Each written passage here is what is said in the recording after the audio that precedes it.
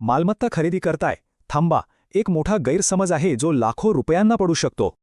आपल्याला वाटतं रजिस्ट्री झाली की आपण मालक झालो, पण थांबा, हे पूर्ण सत्य नाही. हा एकच फरक नीट समजून घेतला तर मोठं नुकसान आणि डोक्याचा ताप वाचू शकतो. चला तर मग सगळ्यात आधी बघूया रजिस्ट्री आणि मालकी हक्क यात फरक काय आहे. सोप्या भाषेत रजिस्ट्री म्हणजे खरेदी विक्रीची एक सरकारी नोंद, बस एवढंच.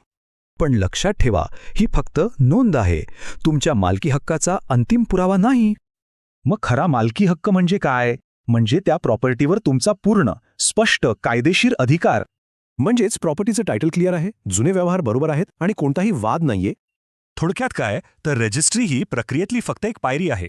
आपलं अंतिम ध्येय आहे मालकी हक्क. आता एका उदाहरणावरून पाहूया की यात काय घोड होऊ शकतो. समजा एका व्यक्तीने एक प्लॉट घेतला आणि रीतसर रजिस्ट्री सुद्धा केली. त्यांना वाटलं सगळं झालं, पण काही महिन्यांनी एक वेगळाच धक्का बसला. कळालं की त्या प्लॉटवर तर आधीपासूनच कोर्ट केस चालू होती. परिणाम, पैसे अडकले, वेळ गेला आणि मानसिक त्रास तो वेळाच. बरं, मग हे टाळण्यासाठी काय करायचं? तर खरेदी आधीच कागदपत्र तपासायची.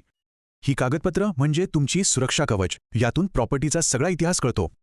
आणि एक गोष्ट लक्षात ठेवा, एजंटवर आंधळा विश्वास ठेवणं ही मोठी चूक ठरू शकते.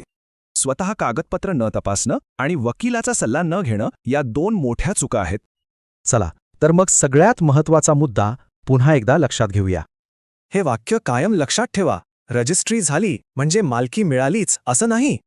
हुशारीने खरेदी करायची असेल तर योग्य माहिती आणि तज्ज्ञांचा सल्ला खूप महत्त्वाचा आहे.